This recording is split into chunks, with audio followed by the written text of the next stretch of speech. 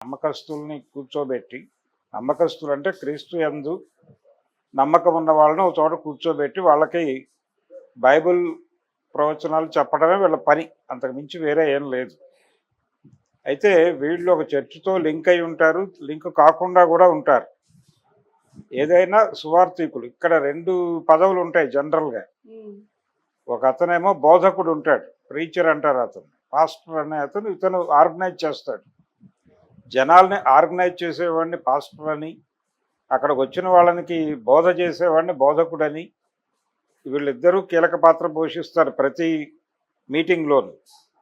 కాబట్టి ఇక్కడ ప్రైవేటు పాస్టర్లు అలా ఉండదు. అంటే ఇండిపెండెంట్ పాస్టర్ అంటారు, ప్రైవేటు ఇండిపెండెంట్. స్వతంత్రంగా తను దైవవాక్యాన్ని ప్రజల్లోకి తీసుకెళ్ళటం కోసం ఒక ప్రయత్నం చేసే సంఘ పెద్ద అయి ఉంటాడు. అయితే ఇక్కడ రోజు రోజుకి రకరకాల అనుమానాలు రేపుతున్నారు. ఎవరు రేపుతున్నారు? ఒక డైలాగ్ మొదటి నుంచి కూడా ప్రవీణ్ పగడాలది హత్య అని మాకు అనుమానంగా ఉంది అని క్రైస్తవ సంఘాలు ఆరోపిస్తున్నాయి.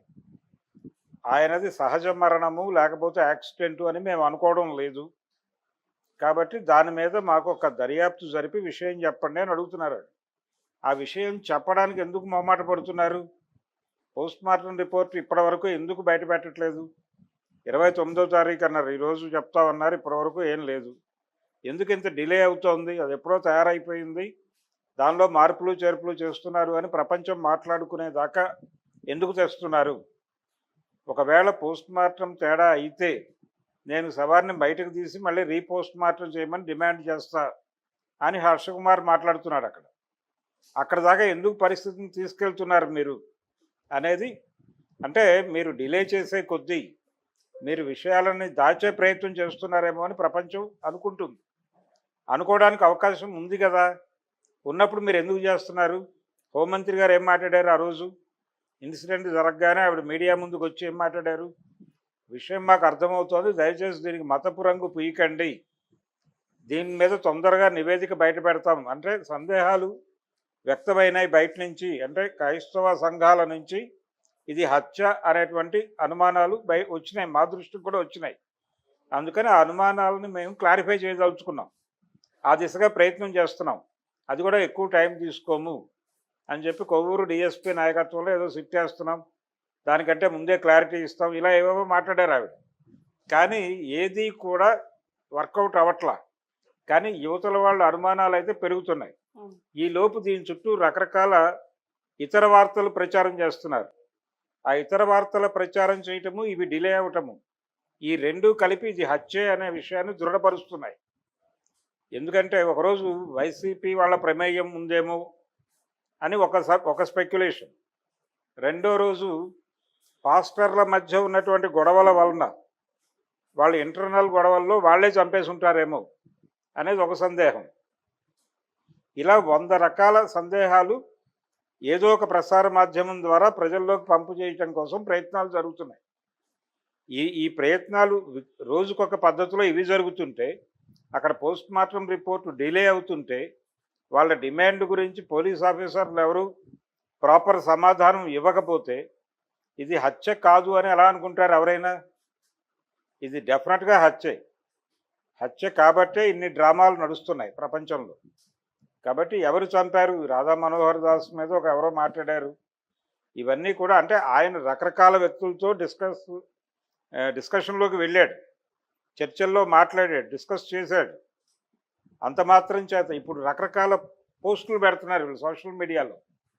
కత్తి మహేష్ని ఇతని ఫోటో అతని ఫోటో పెట్టి కర్మ స్ట్రైక్స్ అని చెప్పి, లేకపోతే కర్మ వదిలిపెట్టదు ఎవరినైనా సరే అని, ఇలా రకరకాల కాప్షన్స్ పెట్టి వీళ్ళిద్దరు ఫోటోలు పెట్టి పంపు చేస్తున్నారు. ఇదేంటి ఈ వికృతానందం ఎందుకు మీకు? ఇప్పుడు ఆల్రెడీ హిందూ సంఘాల ప్రమేయం ఉందా దీనిలో అంటే ఆయన రకరకాల ప్రశ్నలు లేవనెత్తాడు. రాధా మనోహర్ దాస్ మాట్లాడినటువంటి డైలాగ్స్ వింటే ఆయన బైబిల్ గురించి, పర్టికులర్గా ఈ సంఘ పెద్దల గురించి, అలాగే ఈ బోధకుల గురించి వాళ్ళు మాట్లాడే భాష దగ్గర నుంచి రెడిక్యూల్ చేస్తూ అతను వివిధ టీవీ ఛానల్స్లో మాట్లాడిన పద్ధతి ఖచ్చితంగా అది అవతల వాళ్ళని గాయపరిచే విధంగానే నడిచింది. ఆ గాయపరిచే విధంగా అతను మాట్లాడటం తప్పు కాదని అతని సమూహం అనుకోవచ్చు. కానీ దానికి గాయపడ్డ వాళ్ళు ఎక్కడో చోట సమాధానం చెప్పే ప్రయత్నం చేస్తారు కదా! ఆ ప్రయత్నం అతను ప్రవీణ్ చేశాడు 3, 4 సందర్భాల్లో. అందుకని ఆయన ఏమన్నా మనసులో పెట్టుకున్నాడా అనేది ఒక అభిప్రాయం కొంతమందిలో ఉంటే ఉండొచ్చు. కానీ ఆయన ఒకడే కాదు, అనేక మందితో ఆయన చర్చల్లోకి దిగాడు. అనేక మాధ్యమాలలో క్రైస్తవం వైపు నుంచి డిబేట్కి కూర్చున్నాడు ఆయన. కూర్చుని అవతల వాళ్ళు మాట్లాడిన మాటలని చాలా కాన్షియస్గా, సీరియస్గా ఎదుర్కొనే ప్రయత్నం చేశాడు. ఇలా అతనితో వివాదాల్లోకి వెళ్ళి చర్చల్లోకి వెళ్ళిన వాళ్ళు ఎవరైనా ఇతన్ని ఈ ఏరియాలో ఉంచడం అనవసరం అనుకున్నారా, లేకపోతే వాళ్ళని మోస్తున్నటువంటి సంఘాలు, రాజకీయ నాయకులు ఇతను అనవసరమని అనుకున్నారా? కాబట్టి ఆ ఏరియాలోనే లింక్ దొరుకుతుంది అనే ఒక నమ్మకం. ఇలా పాస్టర్ ప్రవీణ్ది హత్య అని దీని మీద క్లారిఫికేషన్ వచ్చే వరకు, ఇది హత్య కాదు అనేది క్లారిటీ ఇచ్చే వరకు, ప్రభుత్వం వైపు నుంచి, పోలీసు విభాగం నుంచి ఈ రకమైనటువంటి ఒక క్లారిటీ వచ్చే వరకు దాన్ని హత్య అనే అనుమానిస్తాం. ఎవరైనా చేయవలసింది అదే. అలా కాదు, ఇది హత్య కాదు అంటే గనక వాళ్ళు అసలు ఏవీ హత్యలు కాదు అని మాట్లాడవచ్చు.